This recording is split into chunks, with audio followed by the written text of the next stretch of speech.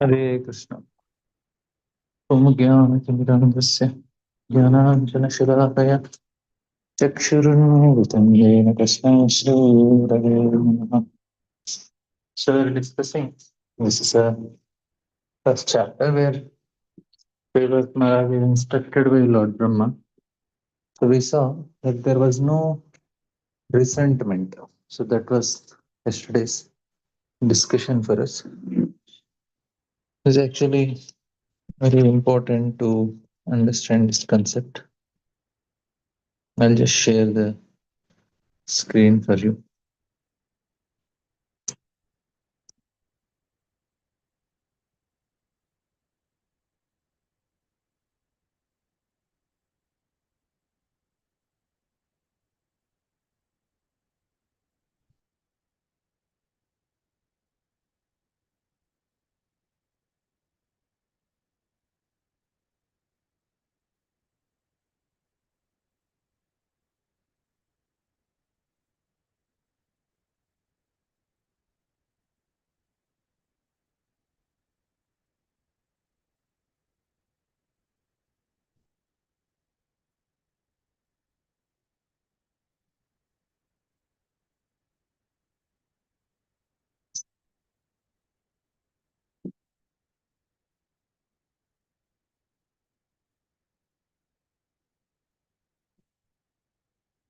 So here we saw the main instructions of Lord Brahma. So what he's trying to explain is that we must carry out the duties of Varnashramada like bulls obey to move according to the directions of a driver pulling on the rope, knots on their nose. Means for us it is devotional principles. And the key principle is inevitability. One cannot avoid the order of Supreme Lord. Second is even from Brahma to ant, everybody follows. And then he tells, do not be jealous of Supreme Lord. So this we have discussed. And then the next one tells about Lord is guiding us like how a blind man is guided. So Lord is, we should know that instructions of Lord are the guiding light for us. They are the main guiding lights. And then, oh, Priyavrat may say, but what about me? I am like caught up with this. Then I'll get entangled. Lord says, don't worry. If a liberated person, he don't get affected. It's like a dream. So the dream analogy is given. So something happens to us in dream, we don't get affected. So same thing for a liberated person, he will not get affected by what is happening. And then he says that if you are not to control your senses and if you go to the forest, it is like a they you will be attacked with the six co-wives, mind and the senses. But if you are a satisfied man and living in household life, it's like a king in a fortress. He cannot be conquered. So because of accepting this, then Priyavrat Maharaj is accepting the family life. So then we were discussing about uh, yesterday's important instructions which Priyavrat Maharaj was trying to understand is this one, that we should not disobey the orders. Here, Narada Muni, even though things did not go according to his way, still he did not become envious. So, this was our discussion yesterday. So, following the authority, which is not done in the present age, nobody want to follow authority. So, this is the greatest uh, danger of modern society. So here, even though it did not go according to Narada Muni's plan, but he was not frustrated. So that is the point here. And Priyavrat Maharaj also. So in the career wise, both of them's careers are changed. It did not go according to their desire, but they did not object. So this is the point which we were discussing yesterday. Presently in the corporate world, it's all competition. There is no trust, there is no loyalty, there is no respect. It's all person agendas. So that's why what is happening is there is so much insecurity and so much competition, so much envy, all these things, no job satisfaction, because society's main aims are in mode of passion, and this all we are all getting affected because of it. We want our children to perform nicely, we want to, so they are forced into a certain competitive world, even though they can live in a peaceful environment, but presently the situation is like that, they are not allowed to live peacefully. No, you have to go into the rat race. Even the person may say I'm not interested, there's no option for you. You have to compete with others, you have to be envious, you have to be jealous, you have to neighbors envy owners pride. And all these things, envy is what is promoted, respect is not promoted. So Vedic times there is internal growth that is considered success, the change in consciousness is considered success, but presently it is not success only, passion is success, how much passionately you are doing things. So here, even though it is against Narada's point of view, Narada lost his very important, what do you say, a very important follower. Priyavrat Maharaj, such a powerful follower he had. And Priyavrat Maharaj has to completely change his career. He wanted to go in a different direction.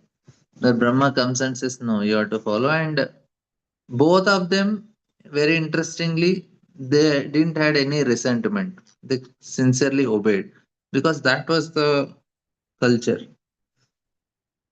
So this is very important. Swayambhu Manu, with the assistance of Lord Brahma, thus fulfilled his desires.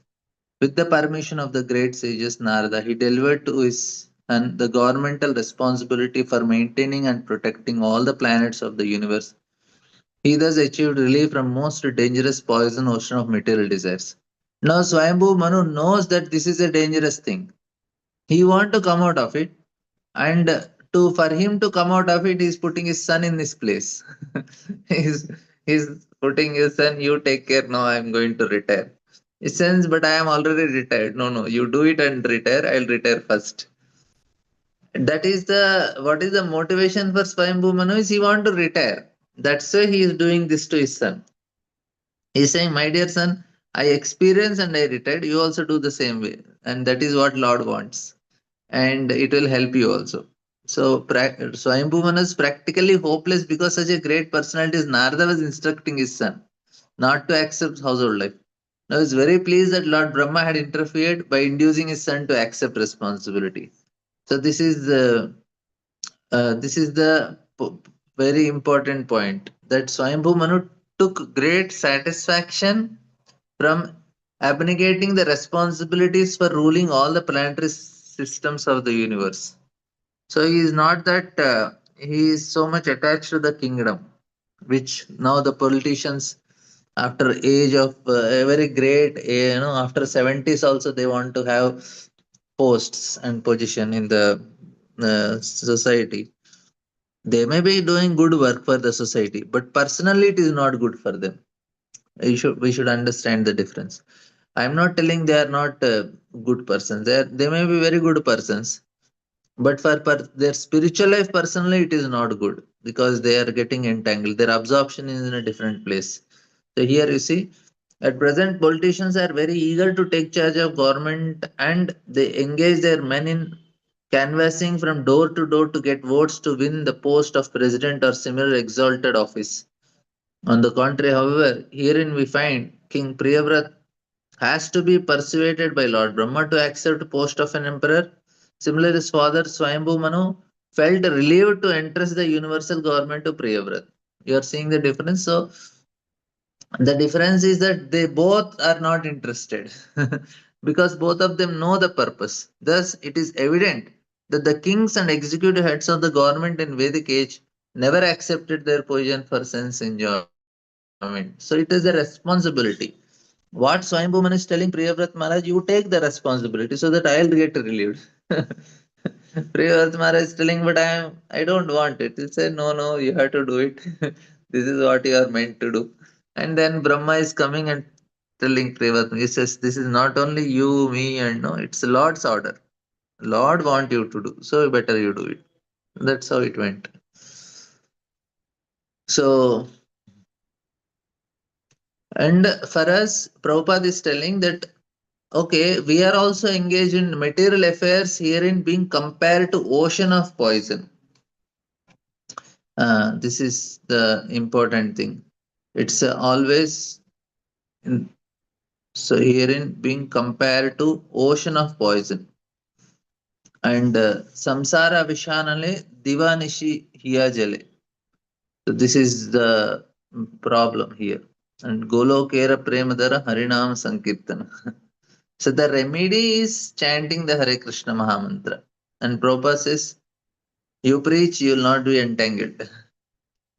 Manu entrusted government to his son with the permission of great saint Narada. This is particularly mentioned because although Narada and Priyavrat Maharaj wanted to become free from material affairs, when Priyavrat took charge of the universe by the request of Brahma and Manu, Narada was also very pleased. You see, they are not having this crisis, which are very much there in the present. Following the order of Supreme Lord,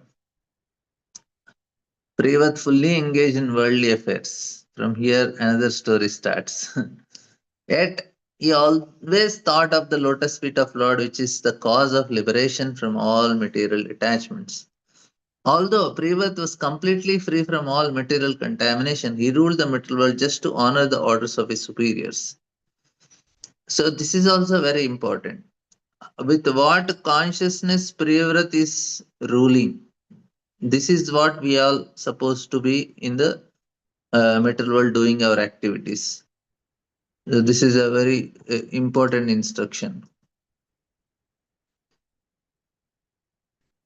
He was fully engaged. You see, that means he's putting his full heart, fully engaged, and full endeavor. He's fully engaged. Heart is there. Yet he was always thinking of the lotus feet of Lord. So here also, here in the heart in service, but emotions with Lord. So even though he is putting his heart and doing service, but the emotions are the motivation. This is very important. See, we material emotions and spiritual emotions. So in both, emotionally we should involve, but if we are emotionally involved in connection with Lord, so emotions are proportionate to our ego. Emotions are generated.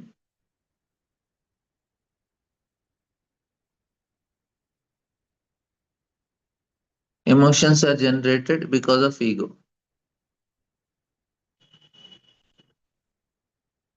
This we have to know. Say, for example, a mother is going to pick up the child from the school. Now, there are so many children coming out of the school. But when mother sees that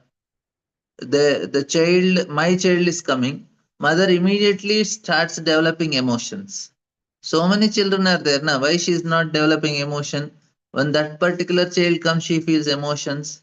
So because there is connection of ego, my child, right? So emotions are connected to ego. Clear? Now, putting heart, we may say, Prabhuji, if I put my heart in material activities, then I'll get entangled. But you see, Priyavrat Maharaj, he is putting fully engaged.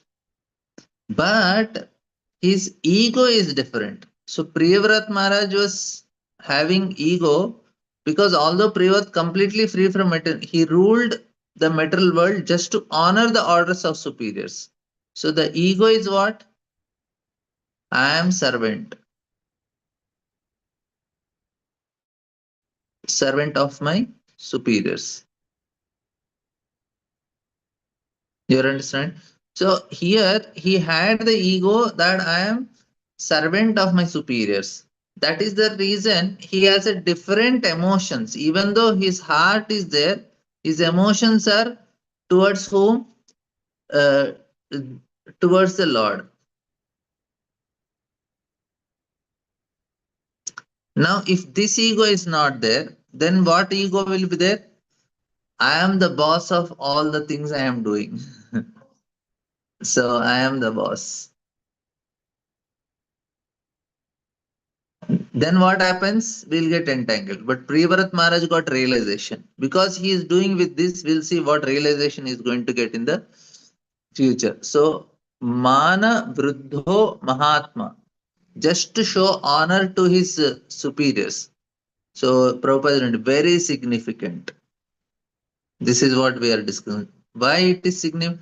Although Maharaj Priyavrat was already a liberated person, has no attraction for material things, he engaged himself fully in government affairs just to respect just to show respect to Lord Brahma. Arjuna acted in the same way. He had no desire to participate in political affairs or fighting at Kurukshetra, but when ordered to do so by the Supreme Lord, Krishna executed those duties very nicely. One who always thinks of the lotus feet of Lord is certainly above all the contamination of material world, as stated in Bhagavad Gita. Yoginam api sarvesham adgate antaratmana shraddhavan bhajate yomam same yukta tamo mataha. So this is what is expected.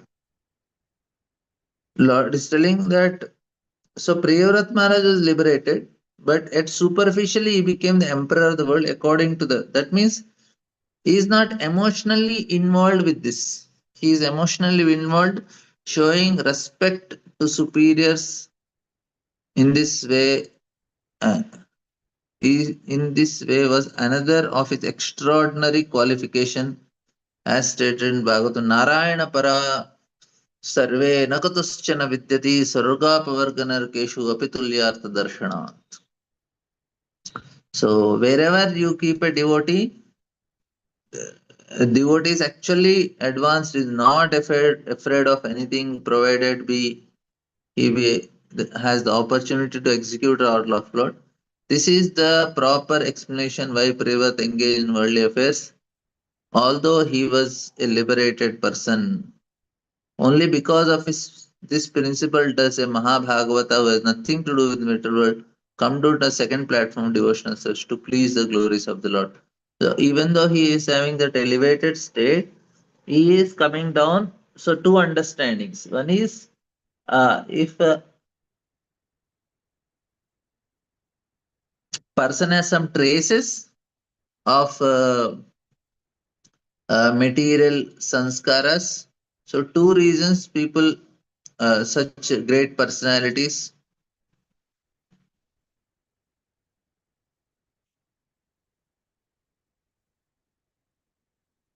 come down. Come down means like Priyavratma. First is like if some traces are there, some traces of some skaras. Or second is to preach.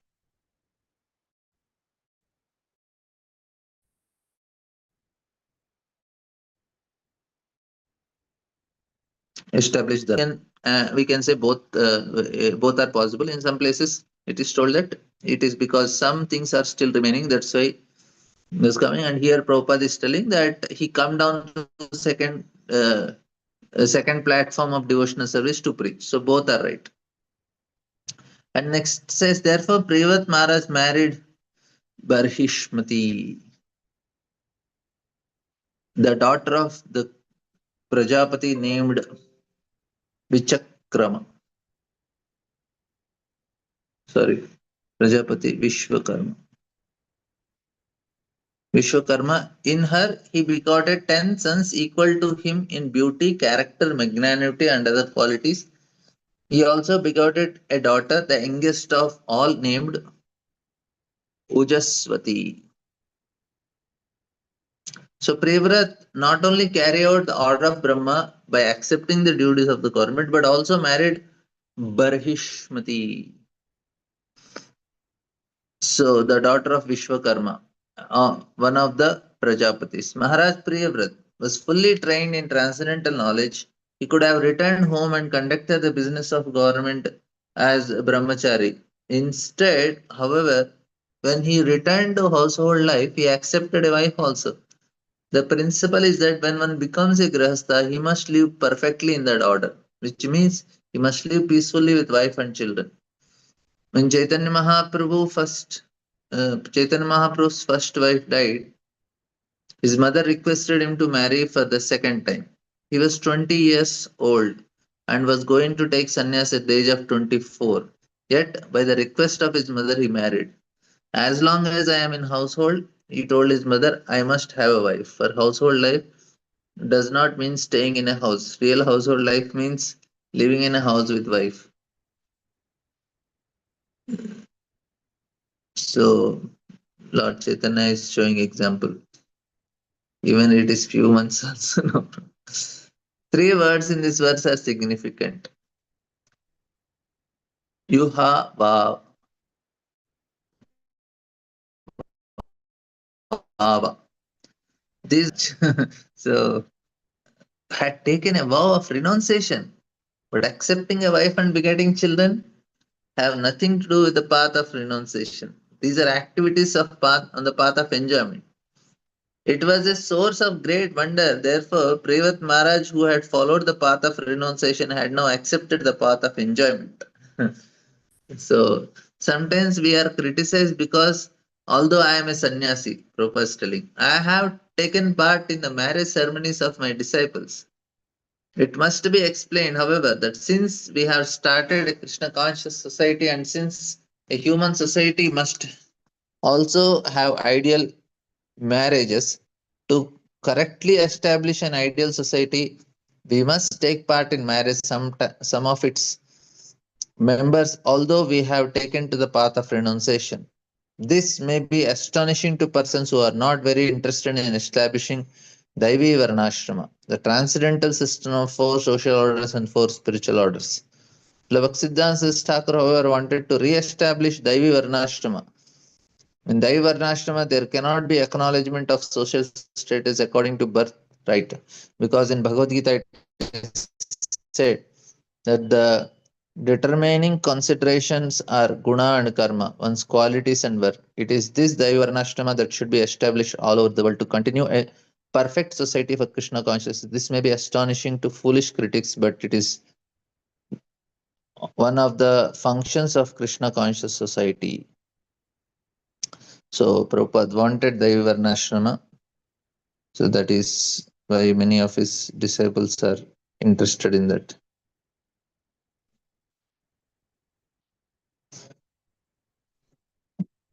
And here Priyavrat Maharaj had 10 sons. So their names are given here. Agnidhara, Idmavaha, Yajnabahu, Mahavira, Hiranyaretra, Gritaprushta, Swana, Medatiti, Vithihotra, and Kavi. These are also names of Agni, the fire god.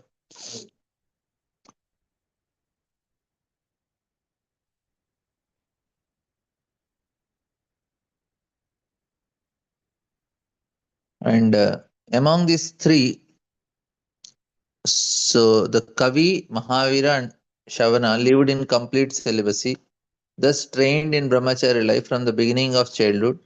They were very conversant with the highest perfection known as Paramhamsa Ashram. The word Urdhvareta is, in this verse is very significant.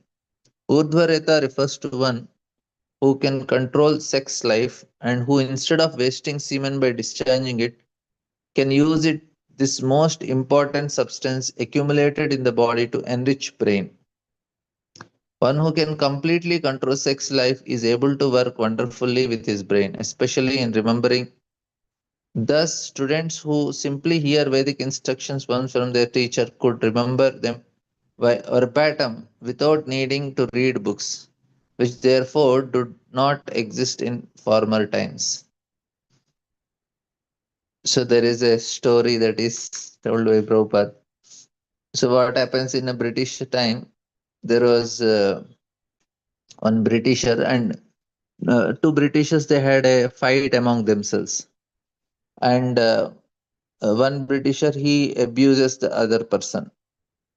Then he goes to the court. He files a complaint on him that this person abused, and other person files. He actually pleads guilty. He says no. He pleads innocence. He says I didn't do it only. So then the judge asks, okay, you are telling he said and you are telling you didn't do. So do you have any evidence? Any proof is there? Do you have any witness basically? He says, yeah, there is one Indian boy. He is there. So he was called. They asked him, did he said anything? Did he abuse him or scold him? The Indian person, he said, I don't know English. So there was a conversation like that. He says, I don't know English, but I know what he said. So he's a Brahmana. He's like, no, he can remember. He said, and he verbatim repeated whatever it is told. He could immediately remember the words, but he don't know the meaning. He don't know English, but he know what sound came out. So this was the talent they used to have, the Brahmanas of that time. So here Arabdha Bhavat, which means from the very childhood. Another meaning is from very beginning, affectionate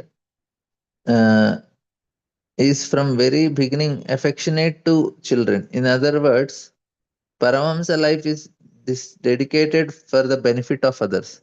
Just as a father sacrifices many things out of affection for his sons, great saintly persons sacrifice all kinds of bodily comforts for the benefit of human society. In this connection, there is a verse concerning the six Goswamis. Tektva turnamashesha mandala patim shrenim sada tuchava bhutva dina ganesha kau karunaya kopi na kantashrito.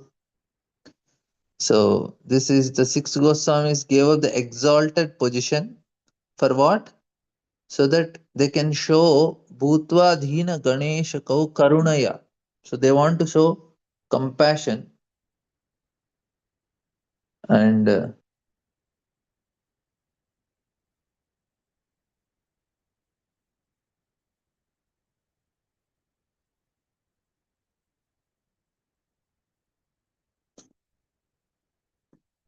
so the next verse is thus situated in the renounced order from the beginning of their lives, all the three of them completely controlled the activities of the senses and became great saints.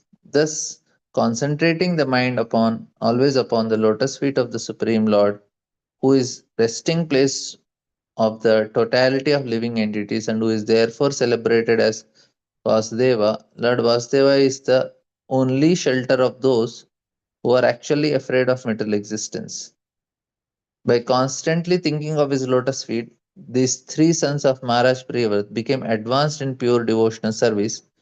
By the powers of their devotional service, they could directly perceive the Supreme Lord, who is situated in everyone's heart as the Super Soul, and realize that there was qualitatively no difference between themselves and Him. So, this is actually what happened that the Paramahamsa stage they could achieve. So,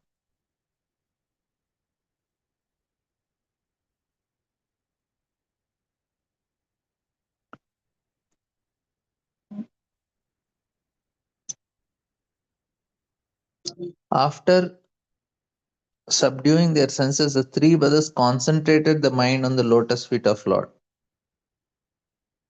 So they were very great personalities in that way.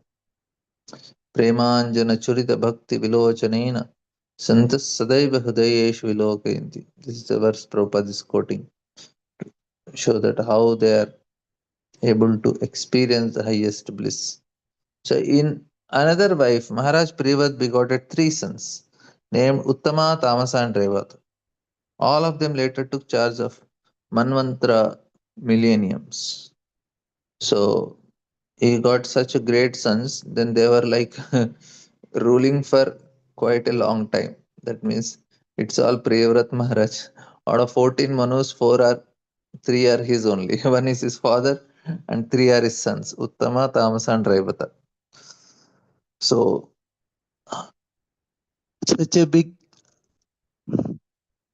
family and such a great personality. One Manvantara is 1,000 Divyugas. So each son of Priyavat was ruling 1,000 Divyugas.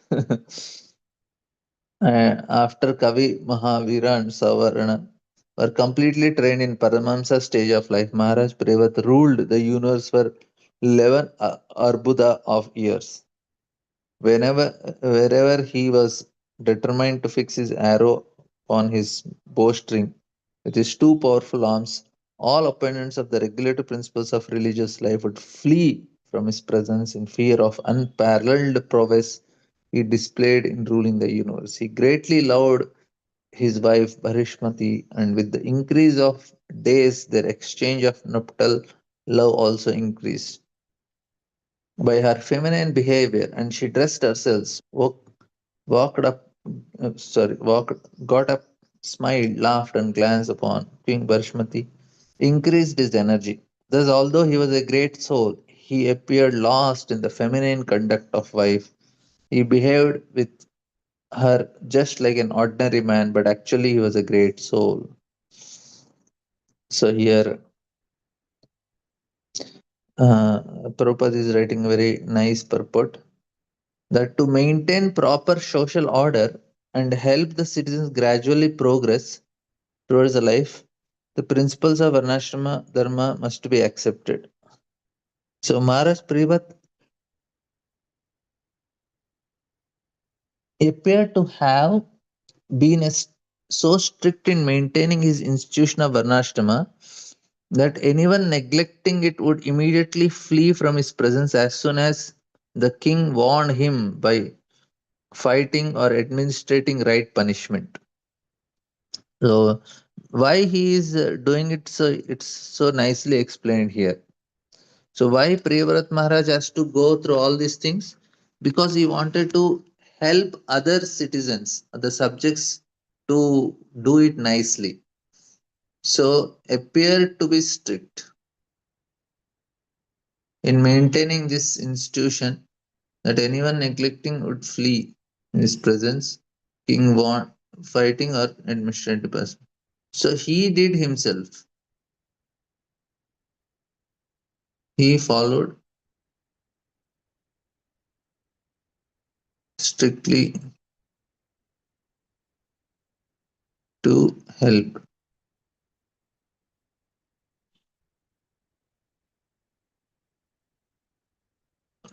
his subjects. So that's how it happened. So indeed, Privat Maharaj would not have to fight for simply because of his strong determination. They dared not disobey the rules and regulations of Varnashram. It is said that unless human society is regulated, Varnashram that is no better than a bestial society of cats and dogs. Maharaj Privat therefore strictly maintained Varnashram Dharma by his extraordinary, unparalleled prowess. So he also got involved and he made others also get involved because for them that is only means. If they follow the rules properly, they'll get Sattoguna, they'll get elevated. Now Priyavrat Maharaj has to show to them also how to do it. That's why he married and had children. To maintain such a life of strict vigilance, one needs encouragement from his wife. In the Varnashrama system, certain castes such as Brahmanas and Sannyasis do not need encouragement from opposite sex. Kshatriyas and Grahasthas, they need actually encouragement. Kshatriyas and Vaishyas.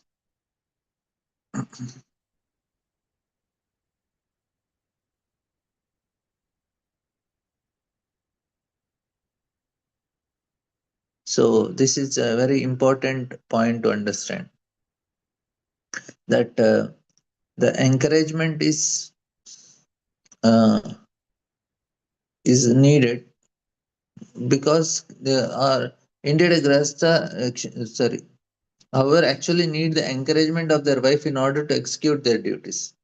Indeed, a grahastha or kshatriya cannot properly execute his responsibilities without the association of wife. Chaitanya Mahaprabhu ultimately admitted that a grahastha must live with a wife. Kshatriyas were not allowed to have many, sorry, were even allowed to have many wives to encourage them to discharge the duties of government. Let me say, what is the connection between having many wives and executing the duties? And no, the association of good wife is necessary in a life of karma and political affairs.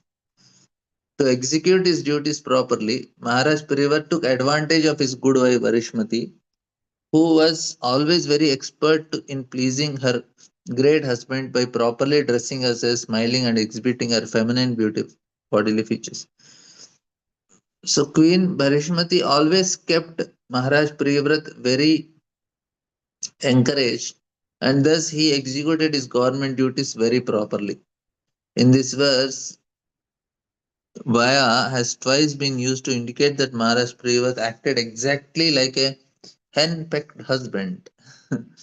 So what happens is, if a uh, if a person's energy increases, that's how the presence of wife will do. Otherwise, what happens is, man, he is always lazy. Woman makes him active. Energy is needed, na? Otherwise, if you go to any bachelor's unmarried boy's house, he will not have much possessions. He will live a very humble life. Many times he may sleep on the floor also. And he will have some basic items in the kitchen, and he will have his big refrigerator and television and some place to sit and one bed. That's all. Not more than that. But once he marries, then everything expands and it expands into nine. So that is how the system works. So you may calculate, oh, if I am getting this much salary and I spend 20,000 for my monthly expenditure. If I marry, it will become 40,000, but it will not become 40,000. It will go many times. He was thinking 1% 20,000, 2% 40,000. But no. Why? Because woman means the energy is coming. So he works very hard. He needs so much money to maintain. All these things will come. So then now, a Kshatriya means he need more energy to, for one family is only that much energy is needed. For whole kingdom, can you imagine how much energy is needed? So that's why he's allowed. Okay, you marry more and do more things. You'll get more energy because you have many women around you. That is an understanding. And here Priyavrat exactly acted like hen-pecked husband and thereby seemed to have lost his sense of human responsibility. He's so much actually, however, he was fully conscious of his position as a spirit. So although he seemingly behaved like an acquiescent karmic husband, Maharaj Priyavrat thus ruled the universe for 11 Arbuda of years. One Arbuda consists of, here it is 100 million. So Prevat Maharaj ruled for 11. That means 11 million years he ruled. I cannot imagine only what a powerful person he must be. We were discussing that it's not like human body like what we have, earth, water, and fire. This body cannot survive so long. They are having a little more subtler bodies, like Brahma's body or Indra's body. They are not like very gross. They are little more subtler. Of course, they are also material body only, little subtler bodies. So that should be understood. That's why they can survive for such a long time with that body. While so excellently ruling the universe, Priyavrat became dissatisfied. So here I'll just show you the map of it. Sorry, the plan. So here Priyavrat Maharaj. So realizing the non-difference between themselves and the super soul So Kavi, Mahavira, and Savarna, they became renunciate. These three persons on the left side. And then there are 10 sons. Agnidhara, Idmavaha. So they are all on the right side. So total 10 sons he was having. Of course, in the second wife, this is from the Queen Barishmati. And one daughter, Ujjaswa, who was married to Shukracharya. Ujjaswati. She was married to Shukracharya. So this is how Priyavrat's with Barishmati, the first wife. And with the second wife, he will have three sons, Uttama, Tamas, and Raivata, who becomes the Manus later. Now, his activities are now explained here. What all activities he did.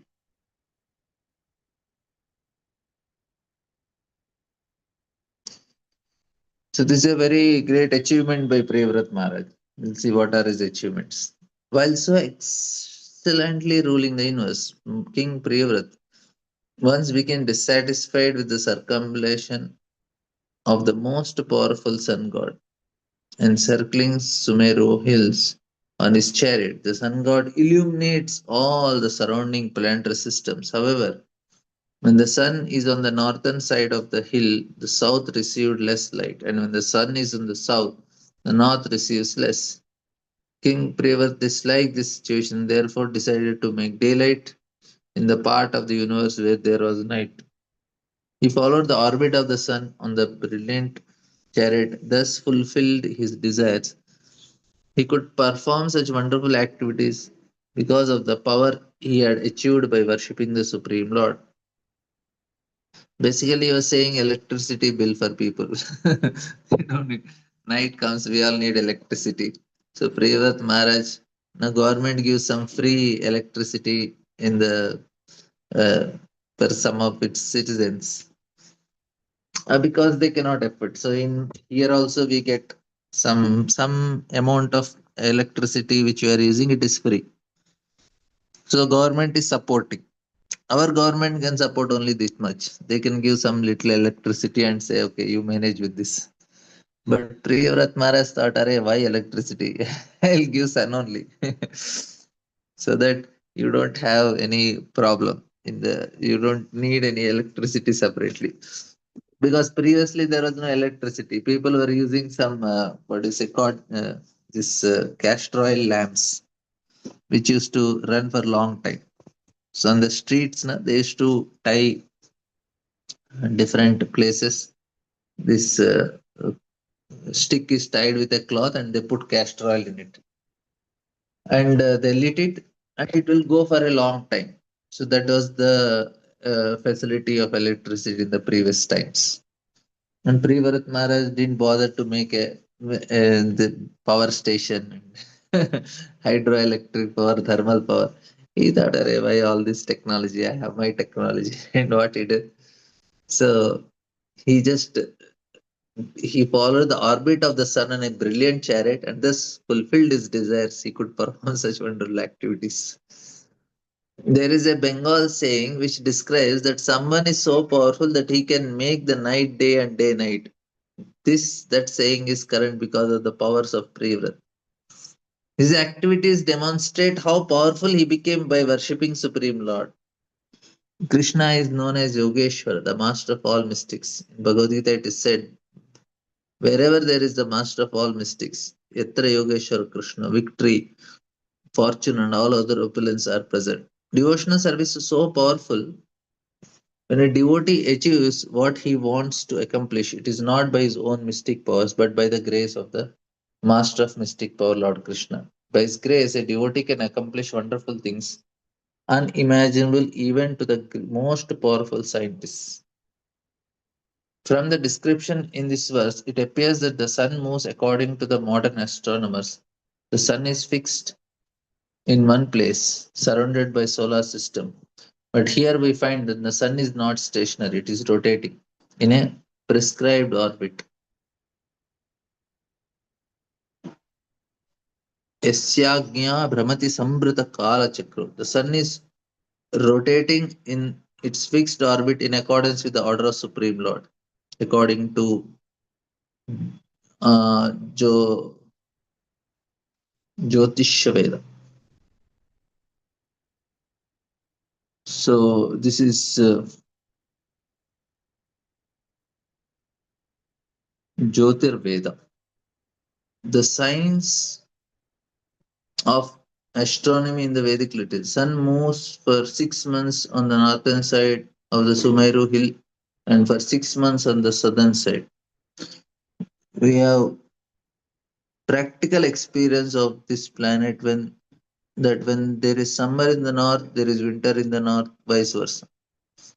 So modern materialistic scientists sometimes present themselves as knowing all the ingredients of the sun, yet they are unable to offer a second sun like Maharaj Priyavrat. The Prabhupada is mocking scientists. He says, "Arey, what you can do, you cannot do anything much." And he says that although Maharaj Priyavat devised a powerful chariot as brilliant as sun, he had no desire to compete with the sun god. For a Vaishnava never wants to supersede another. So Vishnu Chakrata remarks that in the months of April and May, the rays of Maharaj Priyavat brilliant sun were as pleasing as the rays of the moon. In October and November, both morning and evening, the sun provided more warmth than the sunshine. So Maharaj Priyavat was extremely powerful and his actions extended his power in all directions. So he knows what type of his son was very special son. So when Prevrat drove his chariot behind the sun, the rims of his chariot wheel created impressions that later became the seven oceans, dividing the planetary systems known as Bhumandala into seven islands. Sometimes the planet in upper space are called islands. We have experience of various types of islands in the ocean. Similarly, the various planets divided into 14 lokas or islands in the ocean of space. As Priyavrat drove his chariot behind the sun, he created seven different types of ocean planetary systems, which is altogether are known as Bhumandala.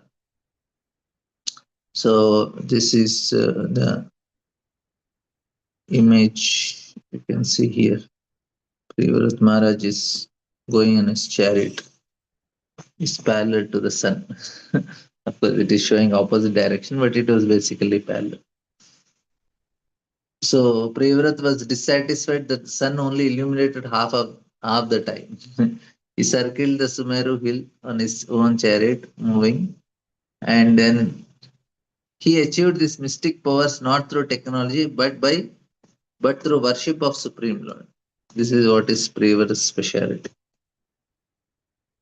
Okay, any questions, comments?